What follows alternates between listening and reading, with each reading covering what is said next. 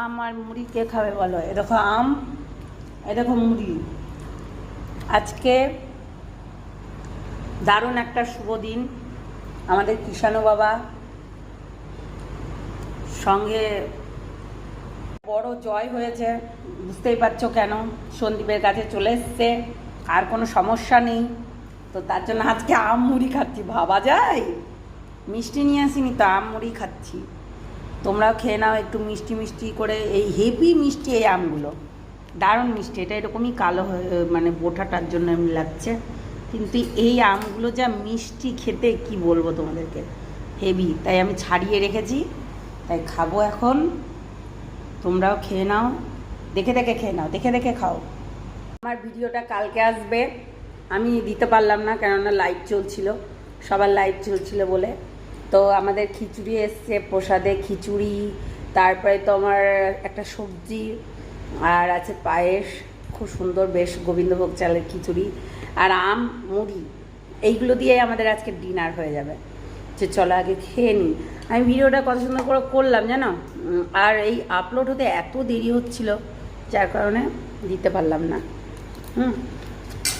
তো চলো খেয়ে নিই, পরে কথা বলবো। এখনও খাওয়া তো হয়নি। ভাবছিলাম লাইভে আসবো, তো অনেক বেজে গেছে, 11:50, তাই লাইভে আসতে পারবো না আজকে, কালকে আসবো।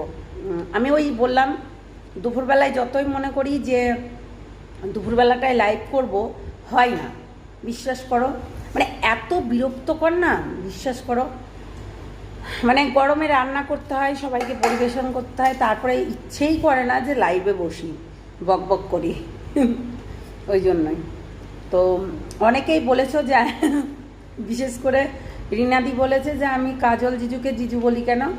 আমার ভালো লাগে জিজু বলতে, আগে আগাগোড়ায় জিজু বলতাম, জিজু বলতাম আমি, যে যার সঙ্গেই বিয়ে হোক না কেন ওনার দিদি তো বলবো তাকে, তাই ওই সূত্রেই আমি দিদিকে মানে জিজু বলি।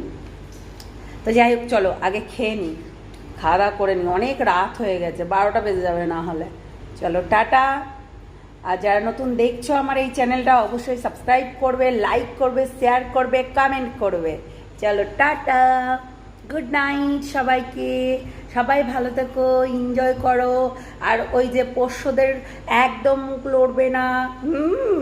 সত্যি কথা বলতে মানে সন্দীপের লাইভটা দেখে আজকে জাস্ট মনটা ফুরফুরে হয়ে গেছে। কালকে সকালে ভিডিও আসবে আমার, দারুণ ধামাকাদার, ঠিক আছে? ততক্ষণের জন্য বাই বাই, ভালো থেকো সবাই।